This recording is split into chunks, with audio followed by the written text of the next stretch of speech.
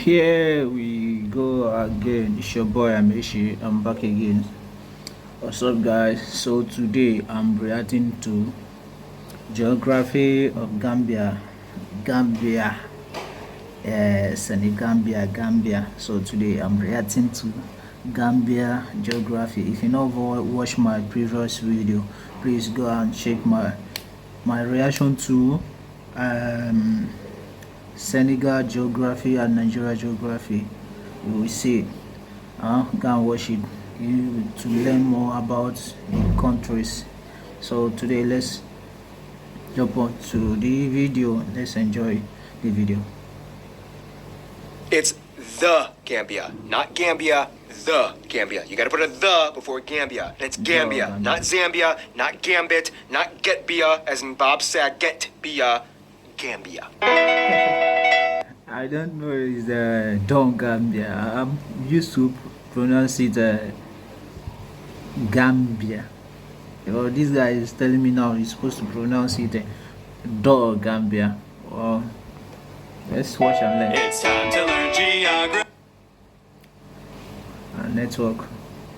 Now! Hey everyone, welcome to the Gambia. They actually deliberately chose to put the before Gambia to avoid confusion with Zambia, making it one of the only countries with a the in the shortened title. Wow, that was like the least witty opening I've ever made for a video. Okay, let's see. This place is so interesting, you'll be saying, Gambia! Is that the first time you're using profane language on your show? No, I meant dam as in a beaver dam. Ha! Keeping it clean since 2014. Oh. Dude, half of this country's charm is found in its strangely drawn borders and territory marks. Not only is it the smallest country... Look at the landmarks. ...country on mainland Africa, but it's also disputably the most oddly shaped. First of all, the Gambia is located on the furthest section of Western Africa off the Atlantic coast. Other than its 80-kilometer coastline on the Atlantic, the Gambia is completely surrounded by Senegal on all three sides and meanders inland following the Gambia River for about 320 kilometers. The country is divided into 8 local government areas, including the capital Banjul, which is classified as a city area, located on a small island just at the mouth of the river. The largest city just next door to Banjul, though, is Serekunda, and the entire country has one international airport, Banjul Yundum International, which, by the way, has a bunch of weird airlines that I never heard of that fly to it, like the UK's Thomas Cook Airlines and Lithuania's Small Planet Airlines. Whoa. Off the coast, the furthest plots of land that lay claim to the Gambia are the Bijol Islands. The Gambia is often referred to as the smiling coast of Africa due to the fact that not only are the beaches amazing, but if you look at the map, it kind of looks like Senegal is a deformed Pac-Man looking type of thing, and the Gambia is a cheeky, sultry Elvis curled lip grin smile. Otherwise, the country in itself looks like a snake with a horrible underbite. Now, you might be thinking, okay, why does this country even exist? Like, it's so small. Wouldn't it be easier if they just joined Senegal and became one country? Well, that's a very observant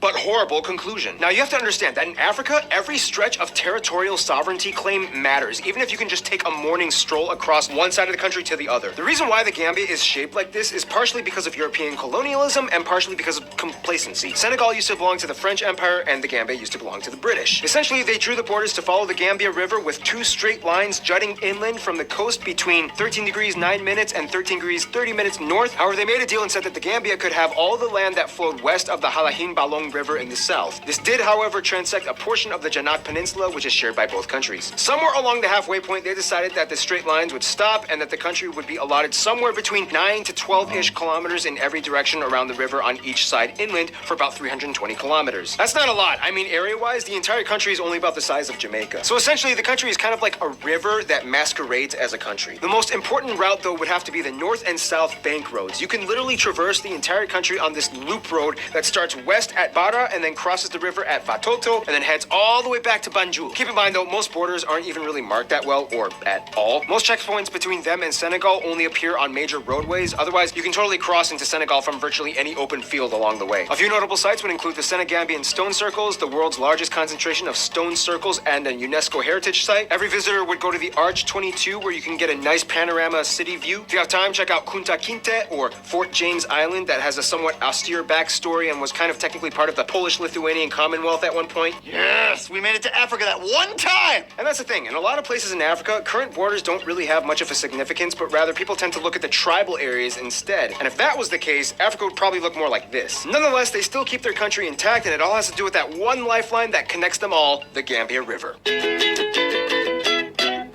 Well, to no surprise, Gambia's land makeup pretty much comprises of whatever surrounds the Gambia River. This means that the majority of the land is a flat, grassy floodplain with mangroves closer to the coastline. Yes, guys, before I forgot, please like and subscribe to my channel.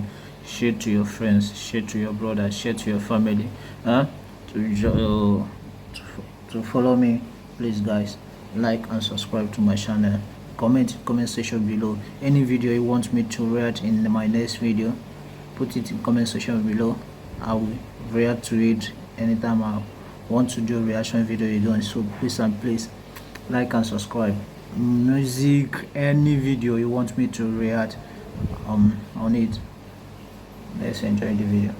In fact, about 10% of the entire land area is made up of water alone, and the highest point isn't even named. It's just a random hill that goes up 53 meters. Because of its limited space, the Gambia has had to develop a really creative cultivation plan over the past few decades. About 60% of the land area is of good arable quality, of which 40% is used for farming. About 80% of the population lives off of subsistence farming, mostly in rural areas, contributing to about a third of the GDP and 70% of the country's foreign exchange earnings. This means that organization is key. The Gambia has a very complex yet structured format in allocating crop fields. You have compounds, dadabas, mauros, camayangos, and sinquiros that are administered by a nakalo. There's also a kind of unspoken custom. Women are in charge of field and garden crops, whereas men are in charge of tree crops. And the river supplies them all with irrigation. Two food sources that the country thrives off of course, seafood and peanuts. The Gambia River supplies them with an abundance of fish species like the cassava fish, pampanos, barracuda, butterfish, grouper, snapper, and of course everyone loves the Gambia River oysters. Peanuts are used as a staple in so many dishes like mafe stew and tomoda. The country enjoys a relatively warm climate with a rainy season, especially along the coast. However, the further east you travel, the drier and arid the landscape begins until you reach the savanna upper inland. Since the whole country is situated around the river, this means that a huge portion of the land is comprised of wetlands and swamps, although sometimes hard to cultivate, are perfect for harboring rich biodiversity. Animals like river birds, hippos, aardvarks, geckos, crocodiles, bush pigs, warthogs can be found, and even bottlenose dolphins playing in the mouth of the river. Speaking of which, the lion is the official animal of the country as it's found on the coat of arms. Notable nature zones include the River Gambia National Park, heavily concentrated with wildlife, the Abuku Nature Reserve with monkeys, and check out the reptile farm in Khartoum. Now let's get a little crazier and talk about who's running the show called The Gambia, shall we?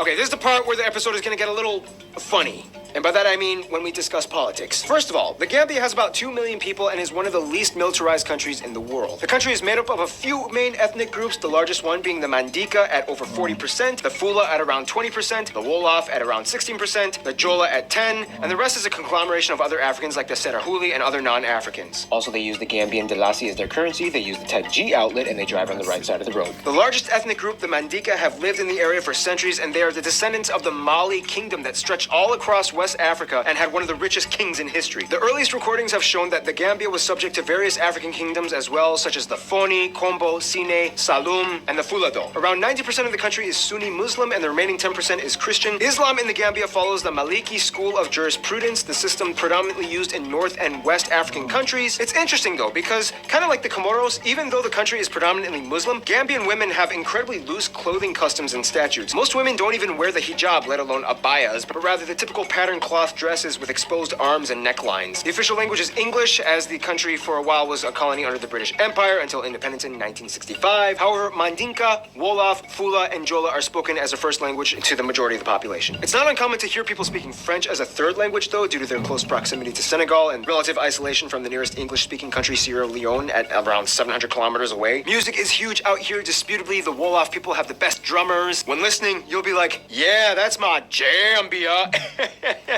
Of course, you can't miss out on a Mandinka Kankurang machete dance, which looks really cool. To address the illiteracy levels, they instead use a clear glass marble system in which the voter drops a marble in a steel drum to indicate the candidate that they want to choose. The Gambia has a strange political system. Technically, right now, there's a lot of drama between the outgoing president and the new one, this guy, who just won in 2016. I'm pretty sure this is the right picture of the guy. I know I've gotten a few notable pictures wrong in the past. Let's never speak of the Brazil incident again. Speaking of which, the official title of the president is Sheikh Professor Dr. President. Let's just say he claims he has the cure for AIDS, arthritis, diabetes, and infertility. Anyway, Jammeh originally conceded his loss to Adama, but then a few days after the election results, he was like, never mind. I guess he thought the results were a sham.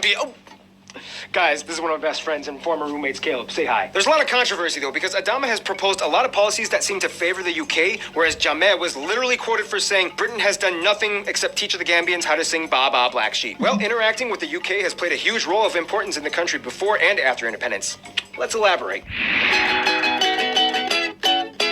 The Gambia, as mentioned before, is mainland Africa's smallest country, so to no surprise, they kind of have to make friends to get by. The Gambia plays an active role in West African and Muslim affairs, therefore has been reaching out to other nations like Libya and Mauritania. Mali, though, has a historical root and ties in with the Gambia as the Mandinka peoples have origins in the Malian kingdom. When it comes to Asia, the Gambia has jumped back and forth between recognizing either the People's Republic of China or Taiwan. For the longest time, the Gambia was the third African state recognizing Taiwan for about 18 years until Jammeh changed his mind in 2013. China didn't respond right away since they were just a little suspicious, but eventually they reopened ties in 2016. The UK is a little tricky because even though Jammeh was not a fan of the Brits still maintained strong relations. The Gambia is an incredibly popular tourist destination as it's the closest English-speaking African country to them, and business still carries very well between them. Their two best friends, though, more or less, would probably be Senegal and Sierra Leone. At one point, the Gambia was part of both countries under the British colonial times until the French took over. Then Senegal and Sierra Leone decided to kind of do their own thing. Nonetheless, proximity and language are what closely tie these three countries. In conclusion, the Gambia is a small, skinny country that literally surrounds the parameters of one river, but man, have they made something out of it. Stay tuned! Georgia is coming up next. Yes, guys, that's my reaction to Gambia geography. So please like and subscribe to my channel for more videos. Peace out.